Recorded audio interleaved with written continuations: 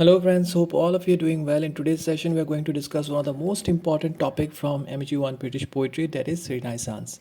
Now, this particular topic is important from so many different perspectives. So I want all of you to watch the video till the end. And for all those of you watching this video for the first time, I just highly recommend that you kindly watch the videos that I have made on Norman Conquest, that is was on 1066, and of course the age of sorcerer, that was from 1340 to 1400, because those two videos are the connecting link to this video. So in case if you have not watched those videos, it will be highly helpful if you watch those and then come back and watch this video so that you can understand the chronology in a proper manner. Now without any further ado, let's get started.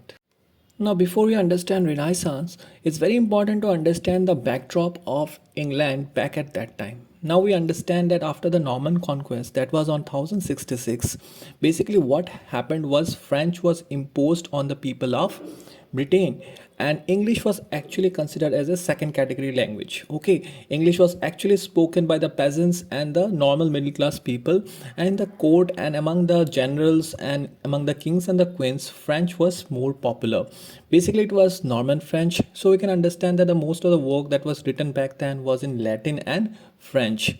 Now, in that era, we see that a particular person by the name Geoffrey Chaucer started writing his work in English. So we have also worked on that. In Age of Chaucer, I have discussed it very briefly, that Chaucer used actually mid-England dialect, okay, in his work. And one of his prominent work is the Canterbury Tales. Fine. So we have also discussed that in our channel, of course, and if you want to watch that, the link of that video is given in the description. Do go ahead and watch that video as well. दोस्तों, ये बात जान लेने के बाद कि Geoffrey Chaucer was one of the most significant character in the medieval ages of Britain, ये जान लेते हैं कि उनका जो कैंटरबरी टेल्स है वो भी एक बहुत ही एमिनेंट राइटर जो कि है बोकेशियो, उनसे इंस्पायर्ड था। और उनके निधन के बाद क्या होता है दोस्तों कि many writers started following him and mimicking Chaucer and hence they called Chaucerians. क्या होता है कि जब शॉसर का एज ख़त्म हो जाता है, जब उनका ड्यूरेशन, उनका पीरियड ख़त्म हो जाता है, तब इंग्लैंड में बहुत ज़्यादा कमी हो जाता है ऑफ इंटेलेक्चुअल पर्सनस, एंड जो भी नए लोग उभर के आते हैं वो लोग बस कॉपी करना चाहते हैं। जॉफ्री सॉसर ने जैसे मतलब एक फॉलो थ्रू क्रिएट किया था, उन्होंने अपना काम इंग्लिश मिड इंग्लैंड डायलेक्ट में लिखना शुरू किया था, वैसे ही बहुत सारे राइटर्स जॉफ्री सॉसर को मिमिक करने की कोशिश करते हैं, इसीलिए उन लोगों को कहा जाता है शॉसरियंस। अभी इसी दौरान क्या होता है कि नथिंग इनोवेटिव और intellectual was witnessed in the English literature and England was push to dark ages. अभी ये जो पीरियड है दोस्तों, after the death of Chaucer, that was in 1400, England witnessed a dark age. Now, in dark age, by dark age we mean that there was a lack of innovative literature. Okay, ऐसा कुछ काम literature में जो कि noteworthy हो, जो future generation को help करे गाइडेंस में, ऐसा कुछ भी इनोवेटिव नहीं हो रहा था। और इसका एक प्राइमरी रीज़न था सुप्रीमेसी ऑफ चर्च। चर्च का बहुत ज़्यादा मोनोपोली था ब्रिटेन में, और ये जो रिलीजियस लोग थे, जो कि मतलब पादरी और जो कि चर्च के हेड्स होते हैं, they were creating a monopoly over Britain. और जो लिटरेचर था वो काफ़ी ज़्यादा इन्फ्लुएंस था बिकॉज ऑफ चर्च। आप चर्च के अगेंस्ट कुछ लिख नहीं सकते, रिलीजियस सेंटिमेंट्स को हर्ट नहीं कर सकते, then how can you create new things, right? अगर इतने दबाव में आप लिखोगे तो obviously nothing new will come out. So that's why dark age was during the period after Chaucer died. Now, Dark Age was followed by Elizabethan Age, और ये Elizabethan Age was also known as the Golden Age of England. Now, basically इसको Elizabethan Age इसलिए कहते हैं क्योंकि यहाँ पे Elizabeth one rule कर रही थी और she was from Tudor dynasty।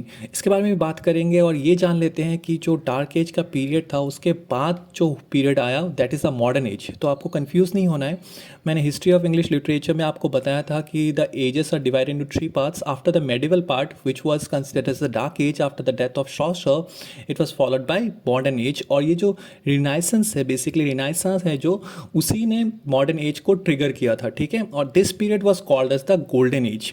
Now renaissance जो था उसने not only witnessed progress in literature, but उसमें क्या हुआ था कि administration, art and culture was also improved. क्यों ऐसा हुआ? Because secularism was accepted and the influence of church was reduced. देखोगे आप, जब भी ऐसा कोई जगह होता है जहाँ पे आप बहुत ज़्यादा मतलब दबाव में रहते हो या बहुत ज़्यादा रिस्ट्रिक्शंस में रहते हो, वहाँ पे क्रिएटिविटी को निकाल पाना बहुत मुश्किल होता है। तो ट्यूडोर डायनेस्टी के मतलब ब्रिटेन में आ जाने के बाद जब एलिजाबेथन एज स्टार्ट हुआ, तब क्या हुआ, चर्च का जो इन्फ्लुएंस था, जो पावर था, उसको बहुत मिनिमल कर दिया गया एंड सेक्युलरिज्म को एक्सेप्ट किया गया, ताकि secularism is nothing but acceptance of new thoughts and beliefs. और ये जस्ट लिटरेचर में नहीं but administration, art and culture में भी विटनेस किया गया। अब मैं वो पीरियड आपको डेफिनेटली बताऊंगा कि रिनाइसा का जो पीरियड था वो एग्जैक्टली कौन से ड्यूरेशन में था, लेकिन उससे पहले थोड़ा बहुत बात कर लेते हैं अबाउट द हिस्ट्री कि कैसे ये रिनाइसा का कॉन्सेप्ट जो है वो लैंड किया यूरोप में। दोस्तों, you'll be surprised to know that Renaissance was a particular phenomenon that was not witnessed in Britain at first. Actually ये जो entire concept है वो यूरोप के दूसरे जगहों में पहले स्प्रेड हो चुका था और काफ़ी ज़्यादा इनकरेज किया गया और ब्रिटेन में काफ़ी बाद आया। ठीक है, तो अभी जान लेते हैं अबाउट द हिस्ट्री ऑफ रिनाइसा, कैसे इसका जन्म हुआ। तो आपको स्क्रीन में दिखाई दे रहा होगा एक जगह जिसको कहते हैं Constantinople. Okay, this place was a hub and heritage of ancient Greek and Roman literature. तो बिकॉज ऐसा भी था क्योंकि कॉन्स्टेंटिनोपोल को अभी भी रोमन एम्पायर रूल कर रहा था और वहाँ पे बहुत ही ज़्यादा मतलब एक इंटेलेक्चुअल एनवायरनमेंट था। बट क्या होता है कि 1453 में ऑटोमन एम्पायर जो है, जो कि टर्की है बेसिकली, वो अटैक कर देता है कॉन्स्टेंटिनोपोल को। ठीक है, और ये एक पर्टिकुलर बहुत बड़ा इवेंट है, द फॉल ऑफ कॉन्स्टेंटिनोपोल और द कॉन्क्वेस्ट ऑफ कॉन्स्टेंटिनोपोल। तो हम लोग हिस्ट्री में इतना डीप नहीं जाएंगे, बस रिनाइसा का कॉन्सेप्ट यहाँ से समझने की कोशिश करते हैं। तो जब ये अटैक हुआ 1453 में बाय द ऑटोमन एम्पायर, जो कि हम लोग को पता है कि one of the most significant and powerful Islamic empire था इन द मेडिवल एजेस, जो कि लेट 20th सेंचुरी तक रहा। ठीक है, हम लोग को पता है, वो उतना बहुत हिस्ट्री हम लोग जानते हैं। और क्या होता है कि मतलब जब 1453 में एम्पायर ने अटैक किया, ऑटोमन एम्पायर ने अटैक किया कॉन्स्टेंटिनोपोल को, तब वहाँ से बहुत सारे लोग जो कि इंटेलेक्चुअल्स हैं और जो कि मतलब स्कॉलर्स हैं, वो भाग जाते हैं यूरोप की तरफ। और सिर्फ वो अकेले नहीं भागते हैं, वो बहुत सारे मैन्युस्क्रिप्ट्स जो हैं of Roman and Greek literature उसको लेके भागते हैं। और इस वॉर में हम लोग ये देखते हैं कि हम लोग विटनेस करते हैं the fall of Byzantine empire. ना बाइजेंटाइन एम्पायर जो है वो कॉन्स्टेंटिनोपोल को रूल कर रहा था काफ़ी टाइम से, and that is basically a Roman empire. लेकिन ऑटोमन एम्पायर के सामने ये पर्टिकुलर किंगडम जो है वो रेजिस्ट नहीं कर पाया, and that was the end of Byzantine empire. अब इसी दौरान क्या होता है कि मतलब ये जो पीरियड है आपको समझ लेना है, 1453 में यहाँ पे ऑटोमन एम्पायर एक्चुअली अटैक कर रहा है कॉन्स्टेंटिनोपोल को, और 1400s में क्या हो रहा है वहाँ पे ब्रिटेन में, वो भी आपको टैली करके देखना है, तभी आप जाके आंसर को प्रॉपरली प्रेजेंट कर पाओगे एग्जाम्स में। 1400 में ऑलरेडी जॉफ्री सॉसर का देहांत हो चुका है and it was Britain was push to dark ages. तो अभी हम लोग देख रहे थे lack of creativity in Britain, और यहाँ पे क्या हो रहा है the same time in the other part of the world क्या हो रहा है, एक कल्चरल हब, एक जगह है जहाँ पे अटैक हो जाता है और वहाँ के जो स्कॉलर्स हैं, इंटेलेक्चुअल्स हैं, वो भाग के यूरोप चले जाते हैं along with the manuscripts. Okay, so this is a period that you have to remember along with the dates, that means साल याद रख लो तब भी बहुत ज़्यादा है। इसके बाद क्या होता है दोस्तों कि कॉन्स्टेंटिनोपोल जो है it becomes the new capital of Ottoman empire. उन लोग का जो पहले का कैपिटल था एड्रियानोपोल, उसको रिप्लेस करके कॉन्स्टेंटिनोपोल बन जाता है ऑटोमन एम्पायर का नया कैपिटल। अभी आप लोग ये सोच रहे होंगे कि मैंने ये जो पर्टिकुलर इवेंट है in the history conquest of Constantinople को इतने डिटेल्स में क्यों समझाया। The basic reason is that because the conquest of Constantinople mark the end of medieval period. ठीक है, that's why it is so significant. जैसे कि मैंने जब समझाया था नॉर्मन कॉन्क्वेस्ट को जो हुआ था 1066 में, which changed a lot of demography and the political environment of Britain, उसी तरह जो ये कॉन्क्वेस्ट ऑफ कॉन्स्टेंटिनोपोल है, it created a lot of domino effects which finally influence the Britain. तो जानते हैं कैसे। ऑब्वियसली जो मैंने आपको अभी समझाया है कि जैसे कि जब वो कॉन्क्वेस्ट हुआ था, यहाँ से बहुत सारे स्कॉलर्स और इंटेलेक्चुअल लोग चले गए थे यूरोप की तरफ मैन्युस्क्रिप्ट्स को लेके of Greek and Roman literature, और वो लोग जाके सेटल हो गए इटली में फर्स्ट ऑफ ऑल, और वहाँ पे विटनेस किया गया फर्स्ट ऑफ ऑल रिनाइसा। और ये इसलिए पॉसिबल हुआ दोस्तों क्योंकि वहाँ पे जो लोग माइग्रेट किए थे उनमें से कुछ बहुत ज़्यादा पॉपुलर ग्रीक स्कॉलर्स थे, जैसे कि जॉन आर्गिरोपोलस एंड कॉन्स्टेंटाइन लस्कैरिस। सो इन्होंने लैटिन वेस्ट में जाके रिफ्यूज लिया, और इन्हीं के वजह से वहाँ पे इटली में रिनाइसा विटनेस किया गया, और इस पर्टिकुलर इवेंट को बहुत ज़्यादा इनकरेज भी किया गया। अब रिनाइसा जो है वो इटली में तो शुरू हो चुका था, लेकिन इंग्लैंड में कब हुआ था? So it started in the late 15th century in England. और ये भी जान लेते हैं दोस्तों कि रिनाइसा में एक्चुअली बेसिकली 3 एजेस हैं, Elizabethan age, Jacobean age and Caroline age. अगर मैं डिटेल्स में बात करूँ कि वो पीरियड एग्जैक्टली कब से कब तक था for the renaissance in Britain, it was from 1500 to 1688। So ये आपको याद रखना है because you have to attempt it in your, you have to present it in your answers as well. अभी डिटेल्स में जान लेते हैं कि इंग्लिश रिनाइसा जो था उसका मतलब क्या था। बेसिकली रिनाइसा का मतलब होता है दोस्तों पुनर्जन्म, ठीक है, rebirth. So the English रिनाइसा an era of cultural revival and poetic evolution starting in the late 15th century and spilling into revolutionary years in the 17th century, stands as an early summit of poetry achievement, the era in which modern sense of English poetry begins. दोस्तों यहाँ पे मैंने word use किया है revival. उसका मतलब यही है कि in the ancient period obviously English का जो लिटरेचर था वो काफ़ी ज़्यादा एडवांस था, but in the medieval period जो बीच का पीरियड था after the death of Geoffrey Chaucer, हमने नोटिस किया कि England was push to dark ages. So इसीलिए कहा गया है कि रिवाइवल, ठीक है, रिवाइवल ऑफ पोएटिक इवोल्यूशन हुआ था रिनाइसेंस के पीरियड में। अभी चलिए बात कर लेते हैं about the characteristics of renaissance. तो one of the key characteristics of renaissance was the idea of divine right of king to rule. ये बहुत ही ज़्यादा इंपॉर्टेंट है दोस्तों। रिनाइसा का जो पीरियड था वहाँ पे हम लोगों ने सेकुलरिज्म तो नो डाउट विटनेस किया है, लेकिन वहाँ पे एक पर्टिकुलर आइडिया को बहुत ज़्यादा प्रमोट किया है कि the divine right of king to rule. उसका मतलब कि किंग्स को चूज़ किया गया है भाई भगवान के द्वारा, ठीक है। ये थॉट को बहुत ज़्यादा प्रोपेगेट किया गया। And another was the development of humanistic ideas such as dignity of man. अब ये आइडिया भी बहुत ज़्यादा इंपॉर्टेंट, ये कैरेक्टरिस्टिक भी बहुत ज़्यादा इंपॉर्टेंट है, ह्यूमैनिज्म। तो जब भी आपको कोई पूछे कि रिनाइसा के कौन से दो सबसे ज़्यादा इंपॉर्टेंट कैरेक्टरिस्टिक्स हैं, एक तो आपको बताना है कि renaissance was the idea of the divine right of kings to rule, ये वाला, और दूसरा जो है वो development of humanistic ideas such as dignity of man. So basically इसको कहा जाता है ह्यूमैनिज्म। चलिए अब बात करते हैं who is consider as the father of English renaissance. Now Francesco Petrarca बोल के एक आदमी थे जिनको कॉमनली आइडेंटिफाई किया जाता है एज पेट्रार्क, आपने सुना होगा उनका नाम, is regarded as the father of renaissance. Petrarch was a humanist philosopher whose rediscovery of the letters of Cicero is credited as the beginning of the 14th century Renaissance. So it's a very important name, आपको ये नाम याद रखना है, Francesco पेट्रार्का, ठीक है। अभी चलिए बात करते हैं why was the English रिनाइसा important.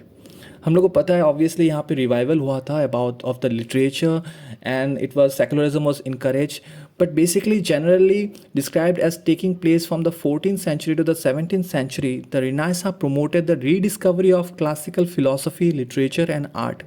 ठीक है, तो आपको ये याद रखना है कि नॉट ओनली लिटरेचर, बहुत सारे डिफरेंट डोमेन्स ऑफ सोसाइटी में रिनाइसा ने इन्फ्लुएंस किया था। उनमें से दो ऑब्वियसली हैं classical philosophy and art. Now what is the impact of रिनाइसा on English literature? The effects of the Renaissance on English literature was an increased emphasis on humanism and individuality. ठीक है, ये बहुत ही ज़्यादा क्रूशल पॉइंट है of renaissance that humanism was promoted, okay, as well as an increased willingness of writers to satirize existing institution such as the church and state and to write secular rather than religious works. ये एक दूसरा important characteristic है जो मैंने mention किया था beginning में, कि जब पीरियड आया रिनाइसा का जो कि टैली कर रहा था विद द ट्यूडर डायनेस्टी, आपको ये याद रखना है कि तब ब्रिटेन में ट्यूडर डायनेस्टी था, ठीक है, जैसे कि Elizabeth one she belong from Tudor dynasty. और इसी टाइम में क्या हुआ था, चर्च का जो इन्फ्लुएंस है काफ़ी ज़्यादा मिनिमाइज कर दिया गया और राइटर्स जो थे वो इनकरेज्ड हुए to write critical thoughts about the state and as well as the church. So उनको उस बात के लिए प्रेशराइज नहीं किया गया कि वो लोग रिलीजियस चीज़ ही लिखे या मतलब हमेशा पॉजिटिव चीज़ ही लिखे। कुछ अगर क्रिटिकल बात है उसको भी वो अपने वर्ड्स में लिख सकते हैं लिटरेचर में उस पीरियड में। Now if we have to mention about the 5 characteristics of renaissance, so we will present the answer in such a way that the first one was a positive willingness to learn and explore. The second one was the faith in the nobility of man, humanism, as I have mentioned, humanism, ठीक है, ये word आपको याद रखना है। Third is the discovery and mastery of linear perspective. The fourth is rebirth of naturalism and the fifth is of course secularism. आपको याद रखना है secularism was promoted by the Tudor dynasty, basically in the Elizabethan age. सो दोस्तों ये जब रिनाइसा का period चल रहा था, it witnessed a emergence of lot of innovative writers और उनमें से सबसे जो ज़्यादा पॉपुलर है that is William Shakespeare. So this session will not be completed without mentioning his name along with some other writers of course, जिसमें से Geoffrey सॉशर भी हैं, निकोलस मैकवेल हैं, मिगेल डी कार्पेंटर्स, डांटी हैं, जॉन डोन, एडमंड स्पेंसर और ऐसे बहुत सारे एमिनेंट राइटर्स हैं जो इस पीरियड में निकल के आए और बहुत ही ज़्यादा क्रिएटिव लिटरेचर में अपना कॉन्ट्रीब्यूशन किया। दोस्तों जैसे कि मैंने मेंशन किया रिनाइसा not only influence the literature it also influence philosophy and art. तो जान लेते हैं चार ऐसे बहुत ही ज़्यादा फेमस रिनाइसा आर्टिस्ट जिनका नाम आप लोग ऑलरेडी फेमिलियर हो, लेकिन आप लोग को शायद ये नहीं पता होगा कि they belong from this period. First of all the famous Leonardo da Vinci, बहुत ही ज़्यादा फेमस हैं because of his lot of his works. जैसे कि विलियम शेक्सपियर लिटरेचर में फेमस है, आर्ट में during this period Leonardo D Vinci का नाम लिए बिना ये सेशन कंप्लीट नहीं हो सकता। उनके साथ कुछ और नाम्स भी हैं जैसे कि Michael Angelo, रेफेल and Donatello.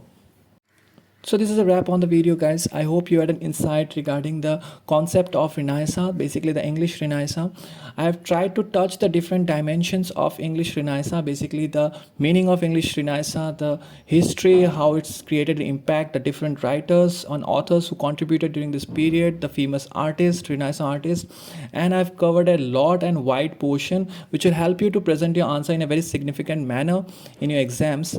And I hope that you present and prepare this question in perspective that it might come for 20 marks. So I hope that you had a clear understanding about this entire topic, and in case if you have any other doubt regarding this topic or any other topic, do feel free to comment in the comment section. And if you like this video, obviously do share it with your peers and do consider to hit the like button, and of course do consider to join our social community pages, that is our Facebook page and our Facebook group. Till we meet next time, god bless you and thank you all.